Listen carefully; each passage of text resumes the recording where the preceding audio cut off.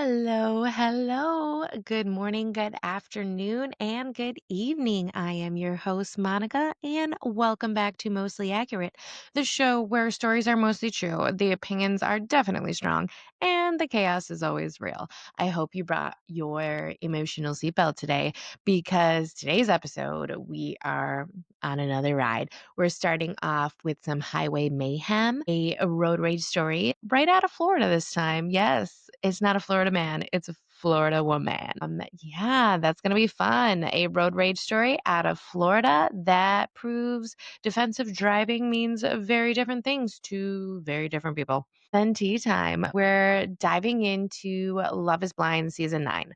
I know I am super late to this. Again, full time employee and full time mom. I don't have too much time to watch TV, but when I do, yeah, it's on lunch break. But I finally finished it, so we're gonna get into this because this season had more red flags than a Target sale.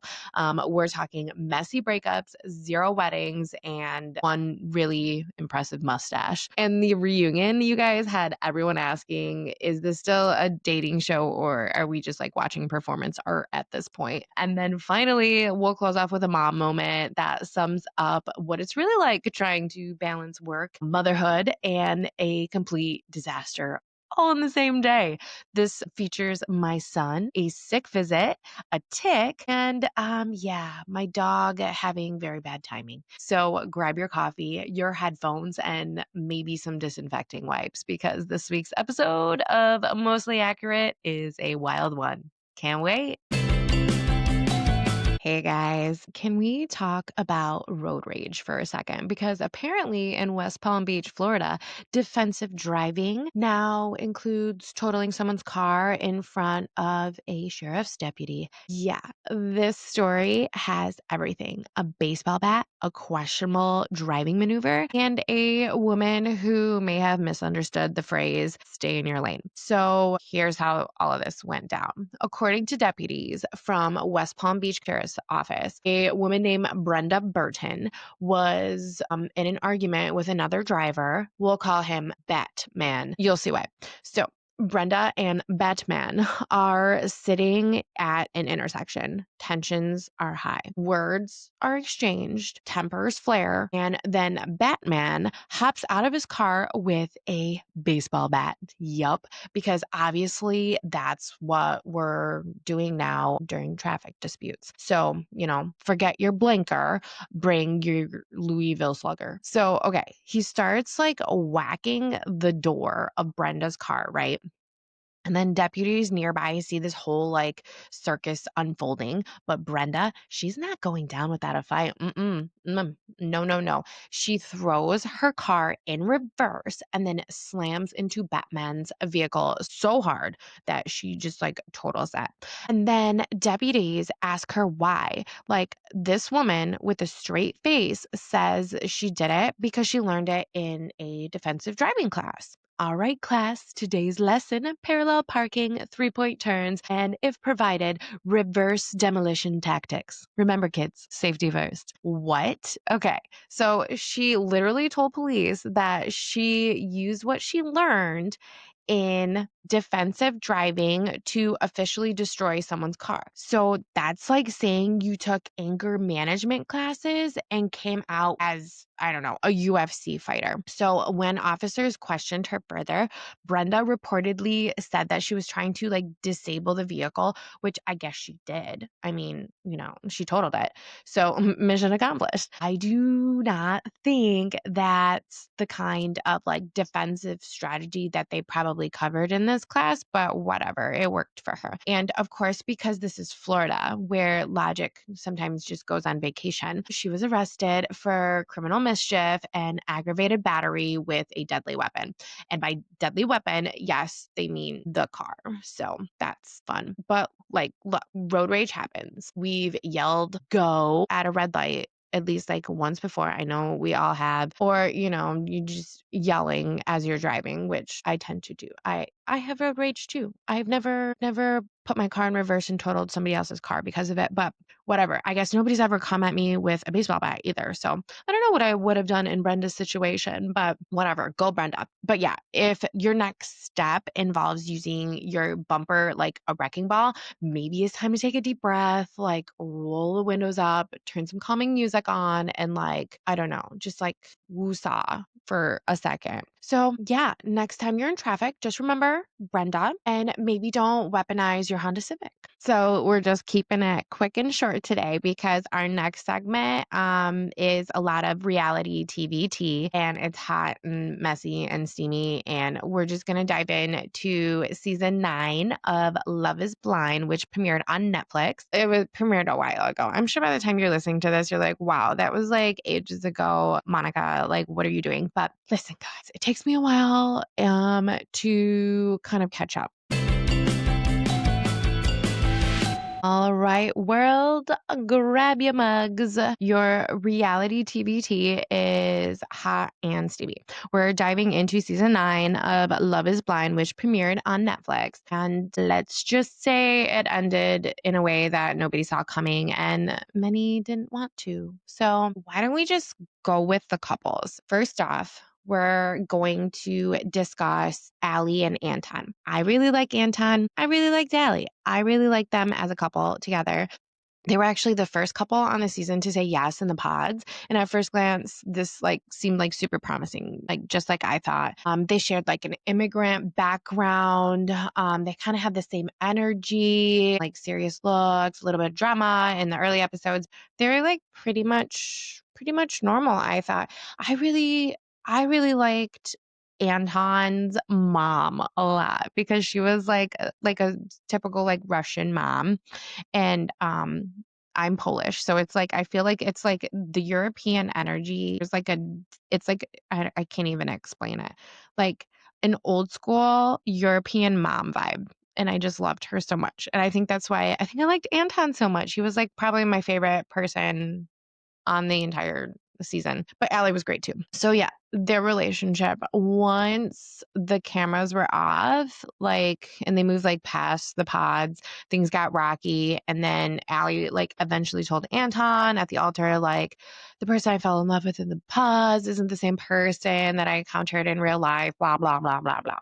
Which I guess like it's true. I mean, like you're on TV and you're putting on, I guess, like a show. Like some people don't put on a show because they're there because they actually like want like love, to find love in a relationship. But I mean, come on, you got a whole glam squad before you go on TV, and you want your sessions or whatever, your dates to premiere. So like I get like to an extent how some people, I guess, embellish themselves a little bit more, or whatever. But yeah, critics like flagged basically the trajectory of that relationship, from potentially stable to definitely on the rocks. And when I say on the rocks, Allie had like a real issue with his drinking and his drinking habits. But the thing is, I don't know, I really felt for Anton because like Allie's friends were all like, he's just got a basic job and he's never going to be financially responsible and all this. Like, honestly, like to me, thought it was like super rude because he did have like he was like a night shift person. So like when he got home, it's like morning time, but like a normal like person who works a long shift, like just like your basic dude, if they want to have a beer after work, let them have a beer. You know what I mean? And she just didn't like his work schedule. He didn't make enough money for her. Her friends said that he was never going to amount to anything. And I just thought that was like extremely rude because it's not everybody can be like, a millionaire. I don't know. I thought Allie was kind of not nice for that. And Anton was a hard worker. So yeah, I see you. All right. So let's flip to Calabria, or KB, and Ed. These two had serious drama, like from an intense like emotional reactions and arguments to like what many people, I guess, would have seen just like red flags everywhere. Like Ed's behavior was like anxious attachment, like meltdown. He was like shaming her for her past like experiences, but then he was not like emotionally available enough to, I don't even know, like work through them. I feel like it was just like a really weird not even, I don't want to even say codependent. It was just like really interesting to watch. So, like, his past, she felt for him, and I almost feel like it was more of just like she felt she just kind of felt bad for him and gave him like the support that he needed. And then it almost just like turned into this weird dynamic where he was always just like some kind of a victim, and then she was always like there to save the day. And then if she wanted to speak up about something, he just like no, just like was unavailable. Like he couldn't just like handle it, or he was very one-sided. Like, he came off as, like, very love bombing and like, "Oh, I love you, I love you. I'm rubbing your feet," and blah, blah, blah, blah, but then, she would just, like, try and have a normal conversation or just, like, do normal things where it's like, just, like, listen to me or, like, understand that I need a moment to myself to, get ready, and he would just I don't know. I think he was very, very selfish. And then at the altar, KB, like, she just couldn't say I do, which I get it, girl. And then she told Ed that he just deserved somebody who was 100% at the altar, and like she was not that. So like woof, but like also good for you for just like saying it like it is, because, it would have been a really weird relationship to get into, especially just their dynamic. I don't know. It was a weird dynamic. Like, she's not your therapist, bro. So basically, like, I think that coupling, it was just messy, it was mismatched, and it was like emotionally volatile. So then let's skip to Sparkle Megan and Jordan. At first, I did not like Sparkle Megan. I don't know why. Maybe it was the nickname. Maybe I just thought the nickname was dumb. Like, you're gonna go on Netflix and be like, "Call me Sparkle Megan." Then it's just dumb. Whatever. She grew on me. She's totally fine. I like her a lot. She calls herself like this successful badass bitch who normally dates like wealthier older men. And then Jordan. Who is Jordan? He's just like a single dad who drives a Kia. So, yeah, that's a fun coupling. And I think initially she liked Jordan because he made her laugh. Jordan's just like your average dude, and there's nothing wrong with that. Another basic regular guy, just like Anton, who hustles every day, works hard. And, that's just, I don't know. I guess that's just not enough for today's woman looking for relationships, I guess. I think that's kind of sad, but yeah. So she ends up picking Jordan eventually, which seemingly like challenged her usual type. You know what I mean? Because he was not a super wealthy, rich man, just your basic guy. But a lot of people felt like the foundation of them getting together was just like rocky from the beginning. Like, Megan was a high achieving, like over functioning kind of a person. She's started her own business. She makes like six figures, like Megan had her shit together. Jordan, he was like more of like an avoidant style kind of a person, like, and she was head on, and then he was just like, can we talk about it later? Like, I need to think about it first kind of a person. And so like when those two like energies happen, it's definitely mismatched. And they didn't even make it to the altar. They had, just basically lifestyle differences, readiness in getting married, expectations, and like all of that. And then, Jordan had a son, and he introduced Megan to his son. And he later says that he regrets that, which I thought was really rude, because I think Megan just wanted to be a mom. And that was a really big moment for her. Like, you could tell like she was like super emotional, about meeting the child, and then meeting the mother of the child, and like all these things. And then what was the other thing? Oh, like her just moving to Denver and like looking at like $1 million+ houses and stuff while Jordan lived in just like a modest apartment, and they were actually like talking about like buying a home together, which thank God they didn't, I guess. Megan, good for you. Get it, girl. I am a female who bought my own home too and then flipped that, and it was a good investment. Kudos to you, Megan. Keep hustling, keep doing your thing. But also, just can we stop hating on just like your average guy? Because not everybody is fortunate to be a millionaire. Okay.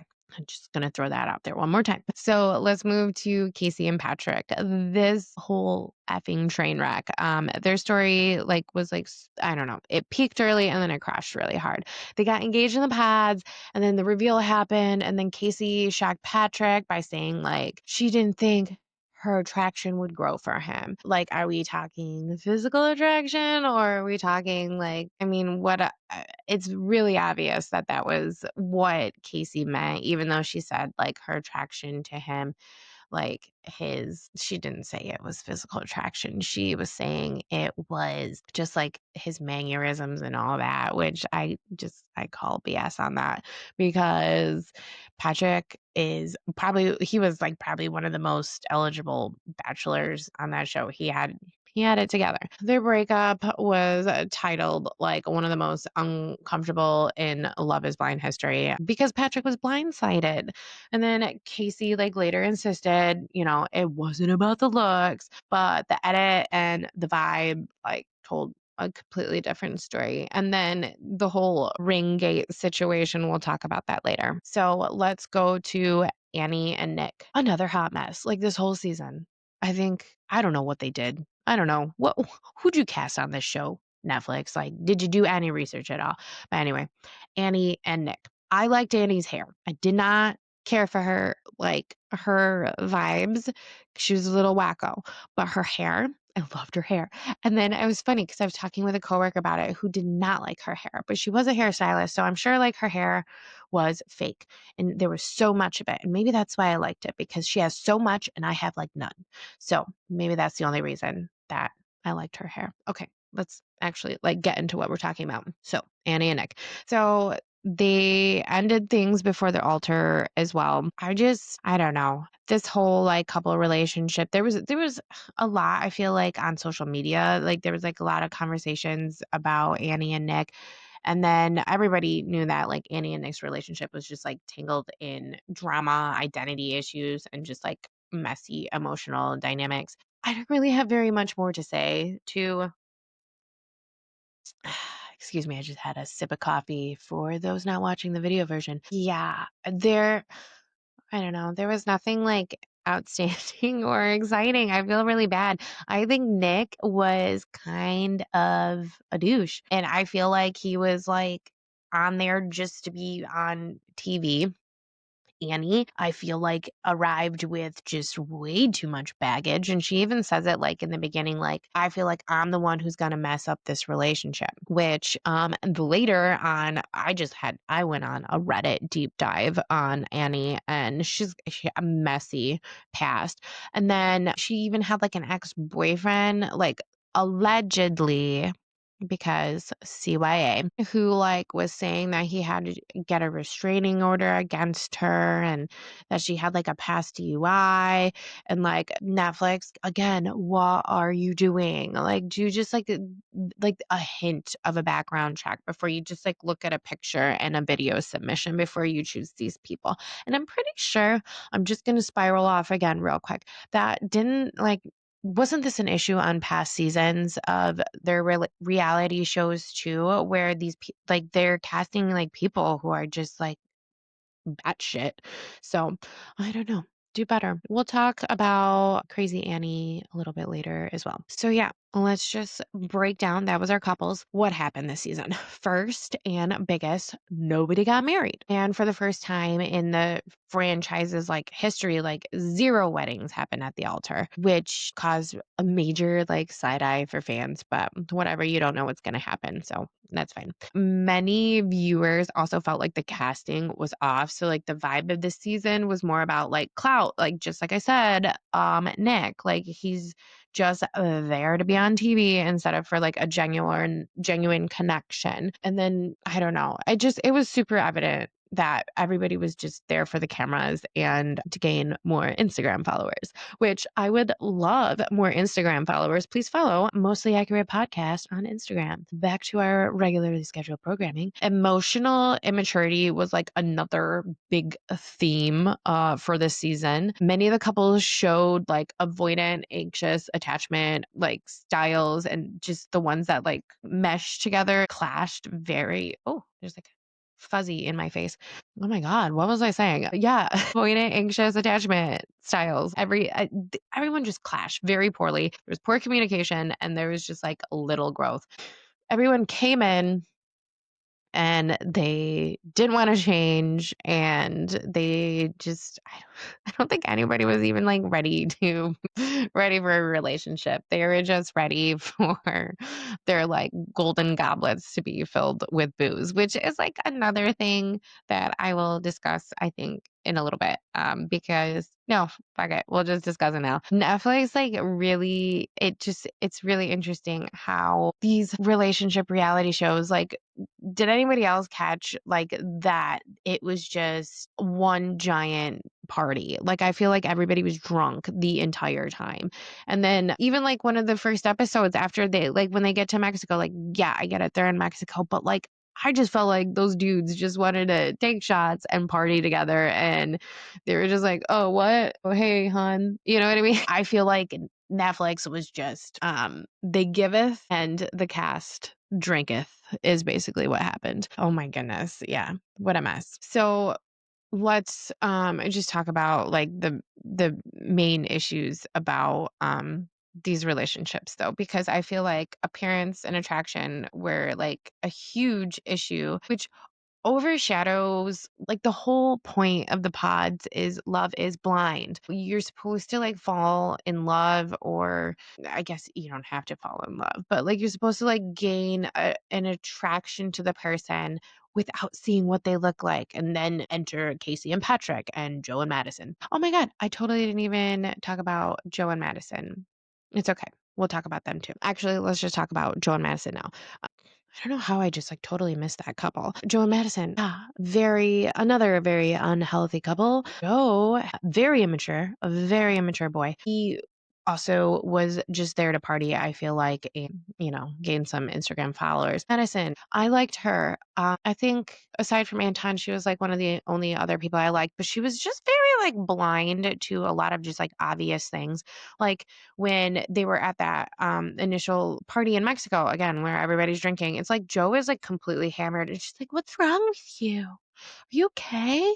And then he goes to bed, and then she like goes in the room to check on him, and he's like, obviously he's wasty pants, and she's just like not getting it. And she's like, "You don't like me, and why do you keep asking me if I changed my outfit? This is what I was wearing. What's wrong with you?" Like, girl, he's wasted and he's not there for you.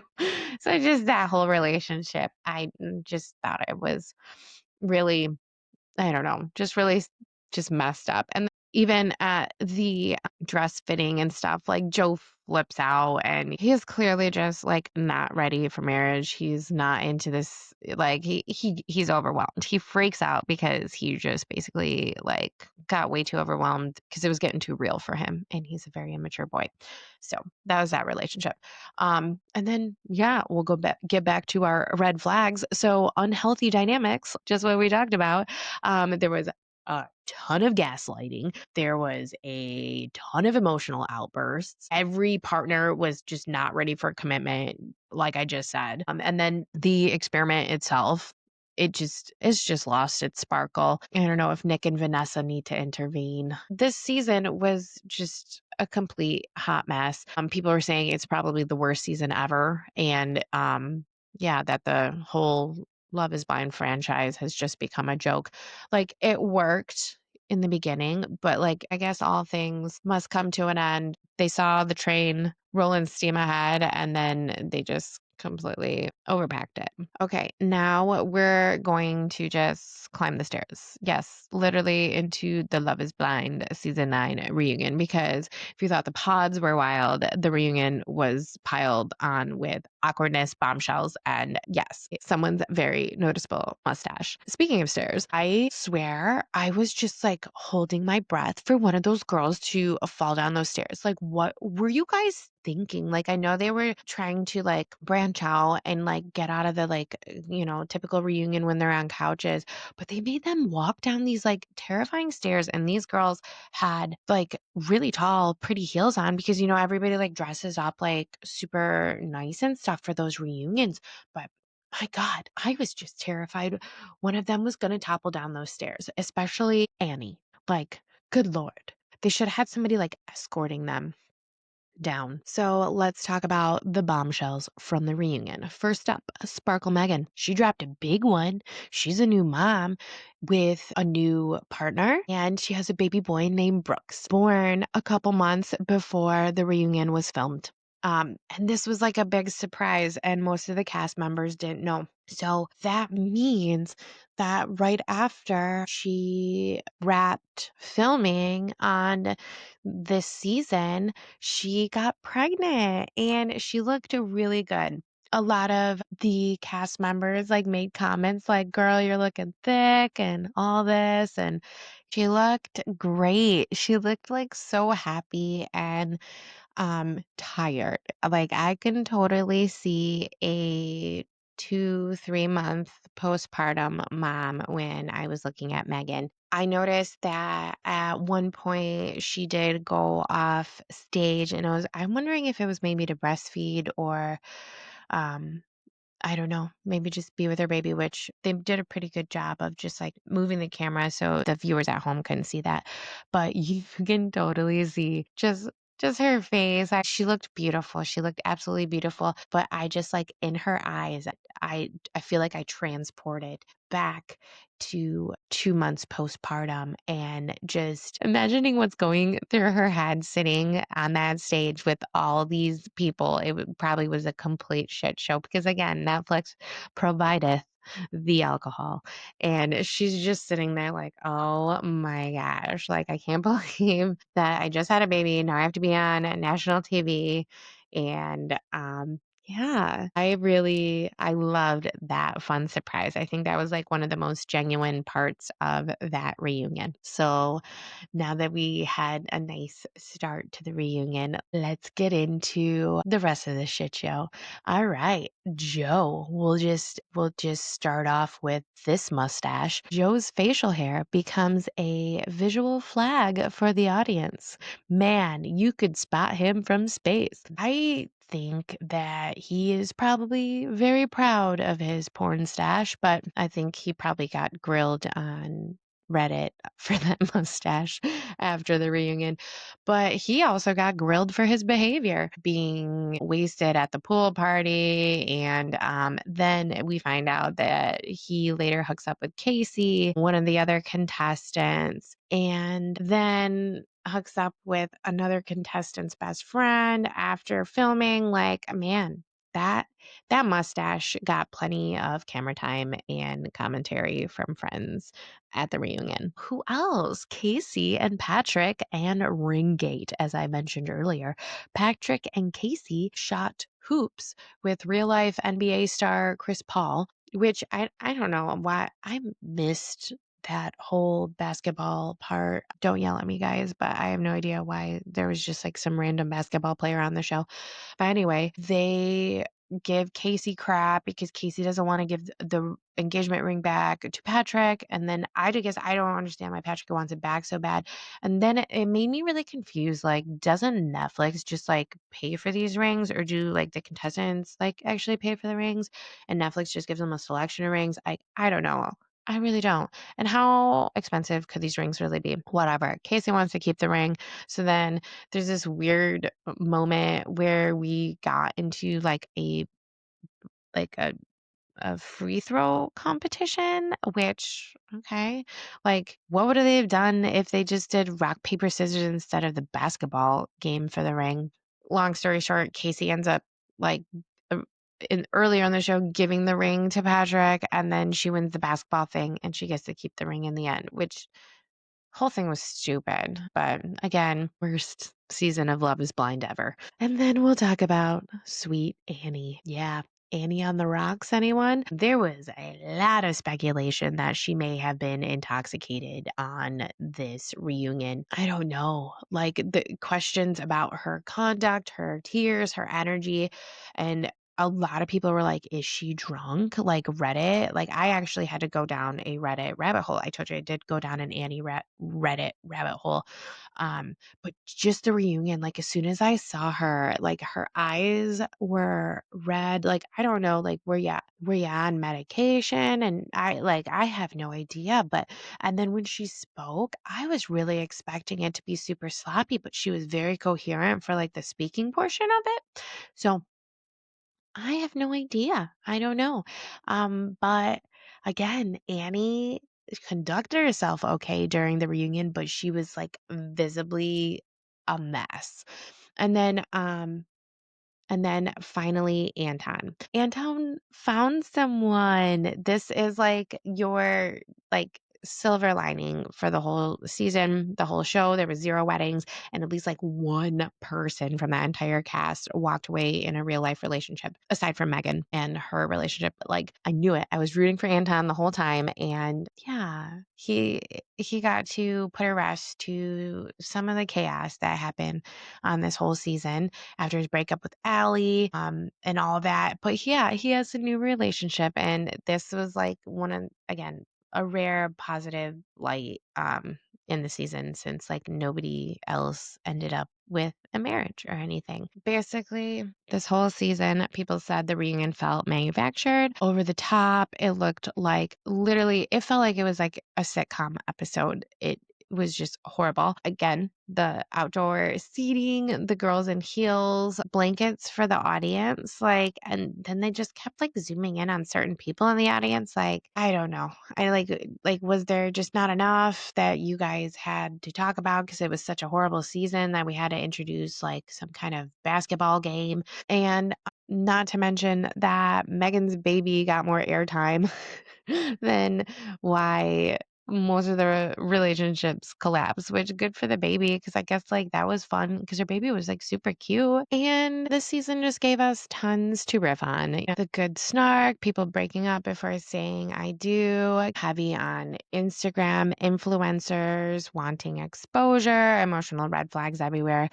And the less good part of this whole season, it was kind of sad. The format like used to be like grounded in hope and love, and now it just kind of feels like an obstacle course of just bad dating. But hey, that's reality TV gold for you.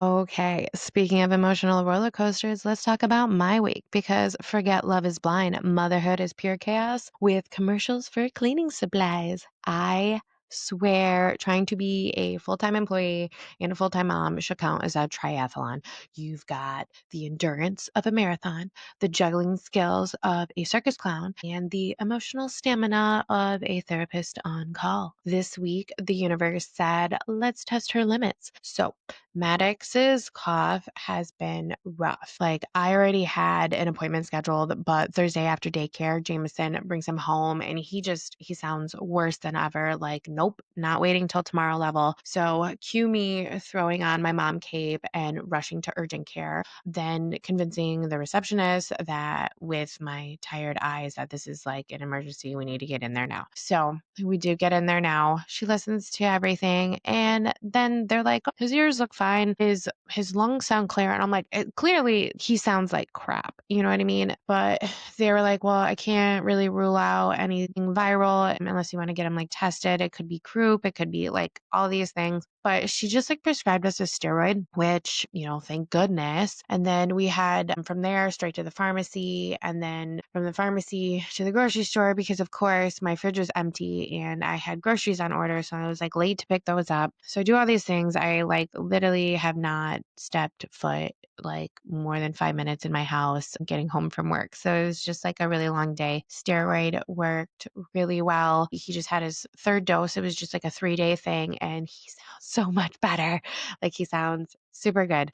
But yeah, I finally get home and I think maybe, just maybe, I can breathe for a second. And then Jameson just like drops this bomb on me that the cat has a tick. So now, apparently, not apparently, but I am the household's official tick operation specialist. So it's not the title I wanted, but okay. So we gear up for surgery, and the tick is loose. Like we lost it. I don't know what happened. He got the cat, and somewhere between getting the cat and like me putting gloves on and getting prepared, like it's somewhere in the house.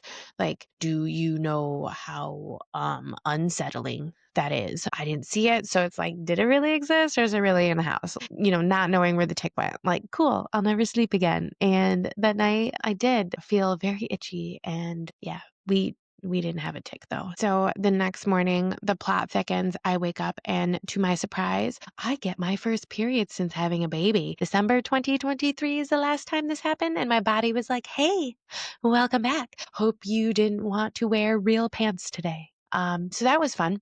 The day at work was chaos, just nonstop, no time to breathe, constant dumpster fires everywhere. But it's fine. Everything got put out just because, when you're in the zone, you're in the zone. I love it when I'm in the zone. I like to solve problems. Maybe that's why I'm kind of good at my job, but whatever. So running around, doing all that stuff, mid shift, I have to go give Maddox his medicine. So I run home, pick the medicine up, run to daycare, give him the medicine. And then, I go home because I still have to finish the work day. And then, just when I think everything is okay and whatever, I walk through the door, and the dog has like a full-blown seizure. I'm upstairs and I just like hear the sound. My dog has epilepsy. So this isn't like a new thing. My dog has seizures and she is on medication for it. But sometimes, despite the medication, she'll still have a seizure. And mind you, my dog is 14 years old. So she is an old gal. She is a senior citizen. And so she has a seizure, and the poor thing, it poops herself. She poops herself. She poops her bedding. And then I let her outside to clean up, throw the bedding and stuff in the wash. And then she steps in, but she stepped in poop outside on the deck because she's senile, and she's just like been pooping on the patio. So she stomps all over the house. Like when she has a seizure, she it's like a reset button in her brain. So despite being a 14-year-old dog, that reset button, like, I swear, just like resets her as like a puppy. So she's legit galloping shit, like smushing it throughout my house, and she still has like diarrhea on her because she pooped herself, and it's just like my whole house smells so bad. And then so like I tried to lit like one of those wax burners, which is like coconut lime. Then it just like by the afternoon, it just smelled like coconut lime shits in my house. And it was just the longest day ever. I could not believe it. And then a good friend sent me a carpet cleaner, had it delivered to my house. So thank you so much for that. That was such a big relief. By the end of the night, I wasn't sure even like which crisis I'd handled most recently, like the kid, the cat, the dog, my uterus. Like I had to still wash the dog. And then after I washed the dog, I had to clean the bathtub because the baby needs a bath right after that.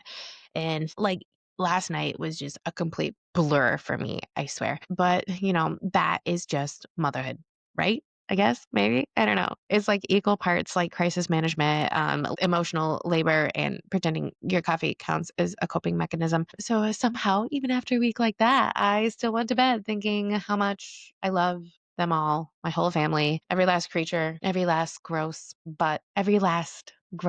situation or thing that I had to do this week. Fur, fever, all of it. Yeah. So if you're listening to this and you've also had one of those weeks where everything like that could go wrong, like did, I see you. You're not alone. You're doing incredible. And even if your house is currently smells like disinfectant and despair, you're good. You're good. So yeah. Thanks, you guys, for letting me let that all out. And I, I really hope your weeks were better than mine. And I hope your upcoming week is better than what I had to deal with.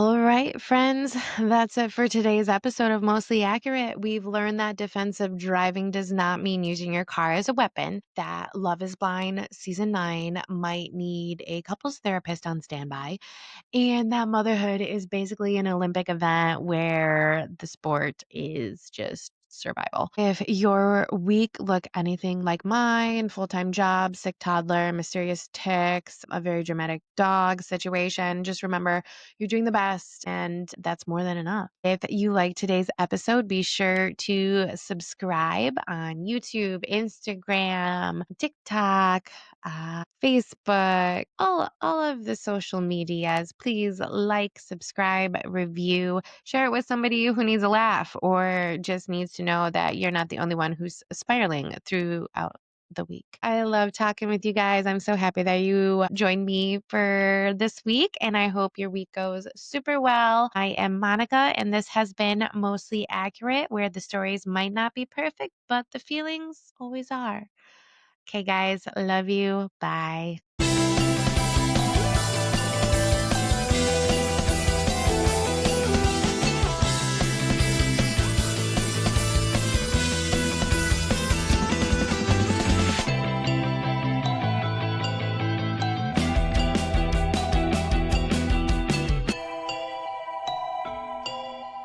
This podcast is for entertainment purposes only. The facts are fuzzy. Our stories and opinions are just that, stories and opinions, not meant to be taken as professional advice.